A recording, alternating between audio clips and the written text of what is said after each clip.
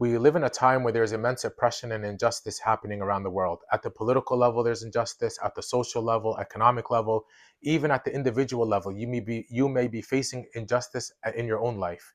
And when this happens, many people begin losing hope and thinking, how will things change? Where will change come from? The Quran actually mentions for us a story that gives us immense hope, and that is the story of Dawud and Jalut, or David and Goliath. This story appears on two pages towards the end of Surah Al-Baqarah. And what's interesting about this story is that Dawud is actually not mentioned until the very end of the story. And one may ask, why is this? Why is this story about Dawud and Jalut and Dawud is only introduced at the very end?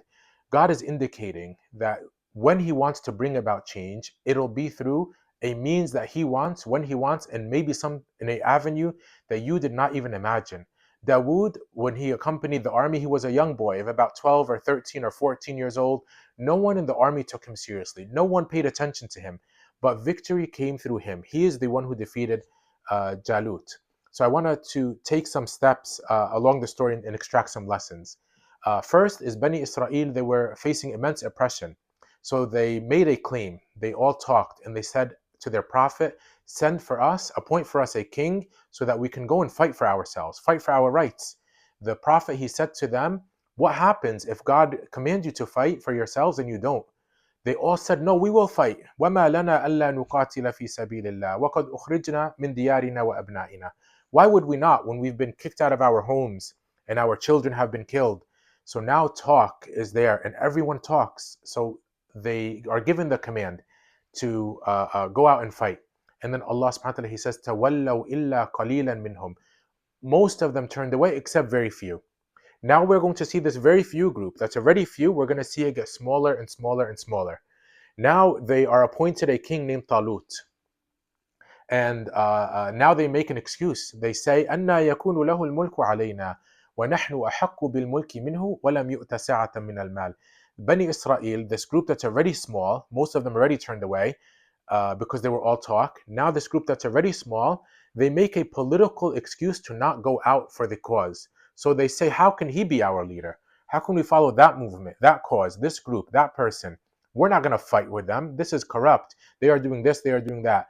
They make a political reason to back out. So now most of them turn away. Now this small group got smaller and now they are traveling along the hot desert. And remember, Dawood is accompanying this army all along and no one is paying attention to him and no one is taking him seriously. And they reach this river. They're all very thirsty. And Talut, he says, Inna Allah mubtalikum binahar. God is testing you with a river. فَمَنْ شَرِبَ مِنْهُ. Anyone who drinks from this river, فَلَيْسَ مِنِّي. Then he's not one of me. He has to go back. And he says, whoever does not can stay with me. إِلَّا مَنِ اغْتَرَفَ غُرْفَةً بِيَدِهِ. You're allowed one sip with one hand, not two hands, just one hand, meaning the bare minimum. So Allah subhanahu wa ta'ala, he tells us, فَشَرِبُوا مِنْهُ إِلَّا قَلِيلًا مِنْهُم. Most of them drank from it, except very few. So this group is getting smaller and smaller and smaller. Now, وَلَمَّا بَرَزُوا لِجَالُوتَ وَجُنُودِهِ. They move on.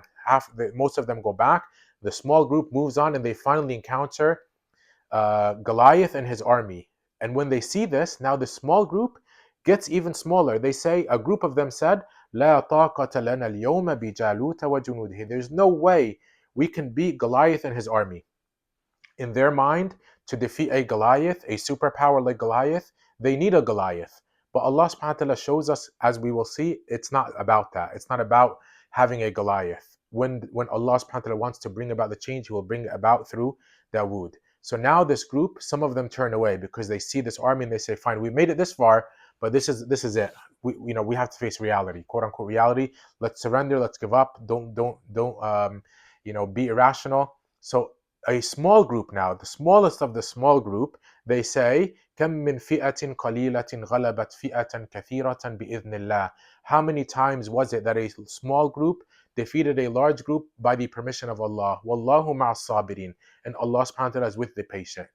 Now, they are the Mufassirin, they explain that usually in the armies when they fought, they used to send one person forward. So Goliath comes forward and he says, who will fight me?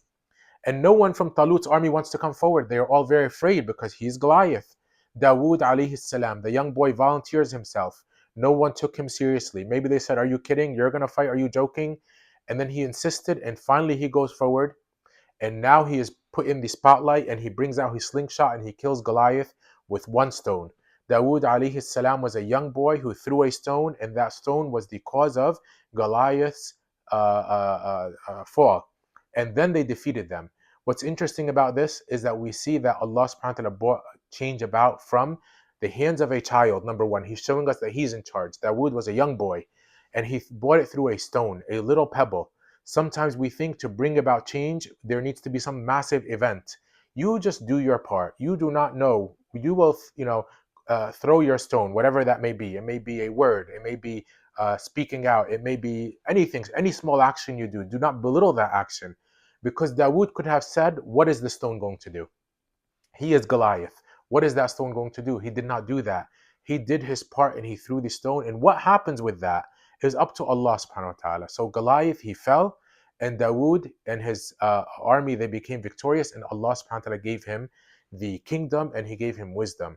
What's interesting about this is if we rewind and we go back to the very beginning, those people who turned away time after time after time because they thought that they will ultimately meet destruction, if they knew that in the end that God will bring about victory so easily just by a young boy throwing a stone at Goliath, it would have made it easier for them to continue. None of us knows when or where this change will happen, but don't be someone who gives up quickly, but be someone who is like Dawood alayhi salam, who does his part, is patient, and remember that it's not quantity but quality. Most of the world will not do anything. Most of the world will put their own interest before the interest of justice. However, you be someone who is working for the sake of justice, and you be that person who is like Dawood alayhi salam.